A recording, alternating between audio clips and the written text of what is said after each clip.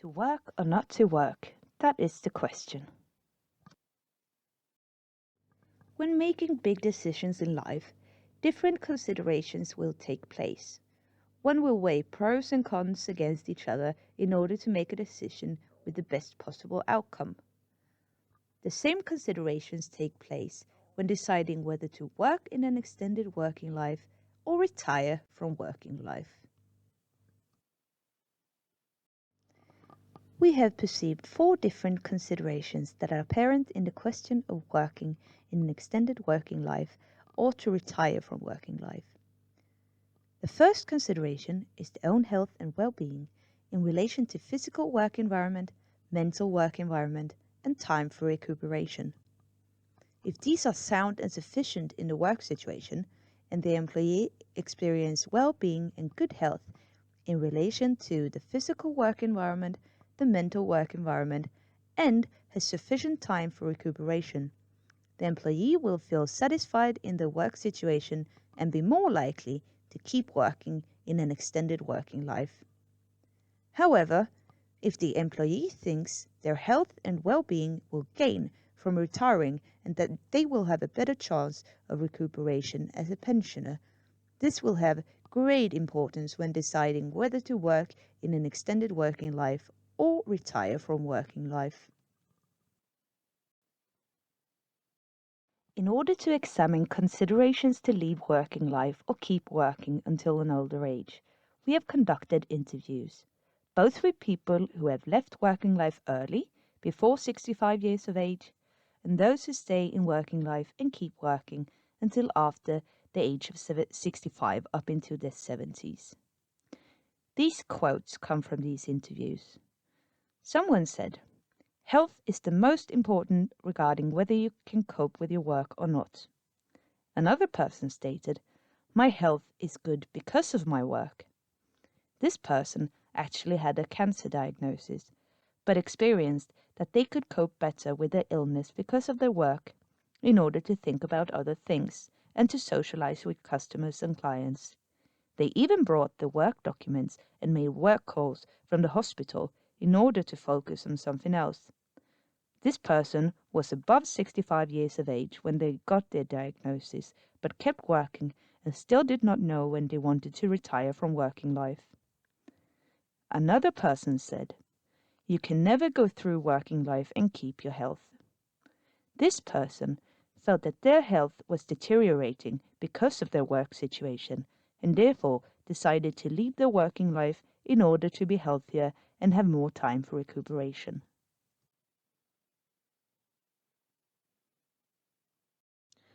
The second consideration to work in an extended working life or retire is associated with the personal financial situation. What the personal financial situation looks like with salary from working life affects whether the employee decides to leave working life early or to keep working in an extended working life, depending on if they feel they can afford to retire or if they feel that by working for longer they can afford a higher standard, maybe to travel or to refurbish the house, when they do decide to retire. Others may feel that they can afford to retire, that the pension is sufficient to live on and therefore choose to retire from working life. The following are quotes from interviews with people who have left working life early, before 65 years of age, and those who stay in working life and keep working until after the age of 65 up into their 70s, regarding the second consideration of personal finances. Someone said, "We worked until we could afford retirement and then we retired."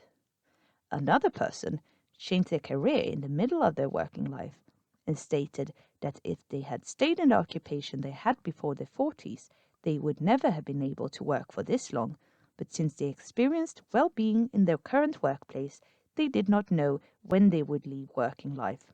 At the time of the interview, this person was 72 years of age and said, "Working just for the salary must be terrible. I would never be able to do that."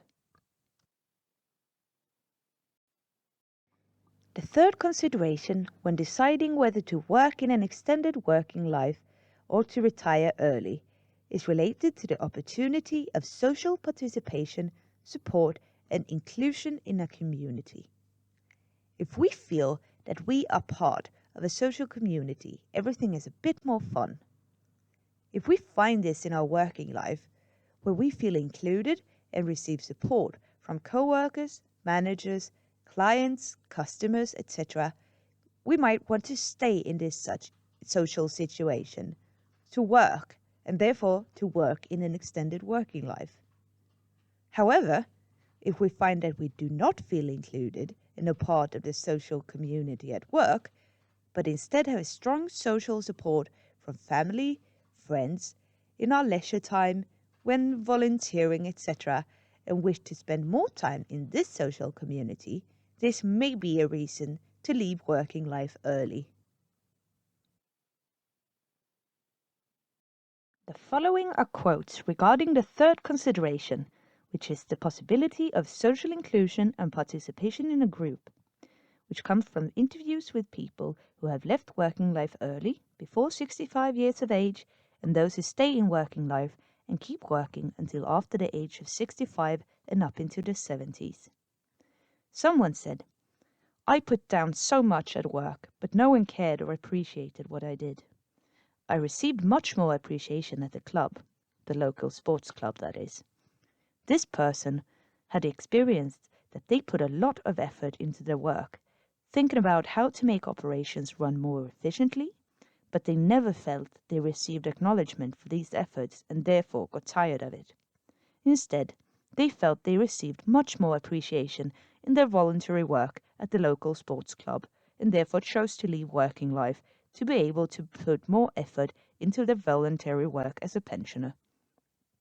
Another person had started to hand over the enterprise to their sons and worked alongside and taught them how to run the organization. They described, "Everything runs smoothly and is perfect. We thoroughly enjoy working together, me and my sons." This person stated that they were not sure when to retire, since they actually had started to experience a higher level of well-being and appreciation of their work since the sons had entered the organization. They had even started to work more since the sons had joined, and because of this good social environment, they did not want to retire.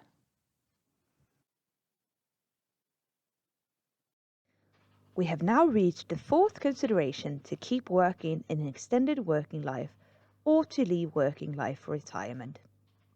This consideration regards the opportunity of meaningful, stimulating tasks, knowledge and developing activities. If an employee experiences their work tasks as meaningful and stimulating, that they can use their competence and knowledge in problem solving, enjoys and feels that work is developing, this will be an incentive to keep working and to stay in working life. However, if an employee experiences their work tasks and activities too repetitive and meaningless, maybe they have executed the same task for 40 years and experienced no development, no way of using their knowledge and competence, etc. If the employee feels that they receive this meaningfulness in their leisure time through stimulating and interesting activities, this will be an incentive to leave working life and to retire. The following are quotes regarding the fourth consideration, the possibility of stimulation and self-realization through meaningful tasks, which comes from interviews with people who have left working life early, before 65 years of age, and those who stay in working life and keep working until after the age of 65, up into their 70s. One person experienced that it was through their work tasks that they experienced self-realization. They did not have any hobbies that they experienced as more meaningful and said, "The problems that occur in a leisure activity or hobby are made up and not real. They cannot replace the satisfaction and meaningfulness that real work provides." Another person stated, "One needs routines and meaningful tasks when leaving working life as well. Otherwise, one will become depressed." This person talked about an acquaintance of theirs who had left working life early. The acquaintance had experienced that they could afford to retire and therefore did. This person had also recently gone through a divorce. After a few months, they realized that they did not have many meaningful activities or things to do with their time. The interviewee described how their acquaintance had started to drink and then realizing that they could not go on in this way. So they had gone back to their former employer, asking if they could help out with smaller tasks and could come back to work for a bit. So after a while, they started volunteering at their old workplace, helping out with bits and pieces, and therefore managed to de-escalate working life instead of leaving full stop, which made them find a better balance and find meaningful activities in their retirement, since they did not feel well entering retirement directly.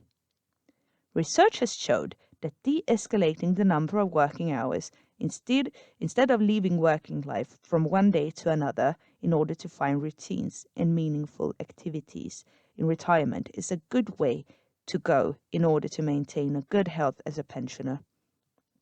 This was the fourth consideration, the possibility of stimulation and self-realization through meaningful tasks and activities.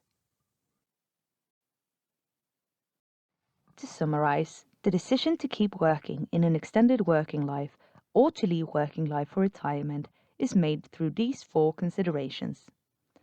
What my own health is like in relation to my physical and mental work environment and working hours and work pace, or what my health will presumably be like when leaving working life.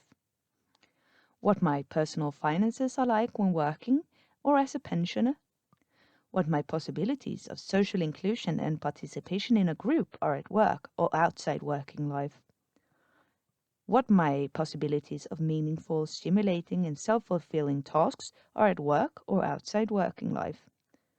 These four considerations are made, more or less consciously, when deciding whether to keep working in an extended working life or to leave working life for retirement. If we return to the Swage model and the part that regards the individual level, we can see that the four different considerations, whether to leave working life or not, correlates with the four determinant spheres of the Swage model. The first consideration correlates to the first sphere of the personal health in relation to work environment circumstances, regarding self-rated health, diagnosis, physical work environment, mental work environment, working hours, and time for recuperation. The second consideration correlates with the second sphere of personal finances. The third consideration correlates to the third sphere of social support and inclusion, both in working life with leadership, social support, disregard, and outside working life with partner, family, friends, etc.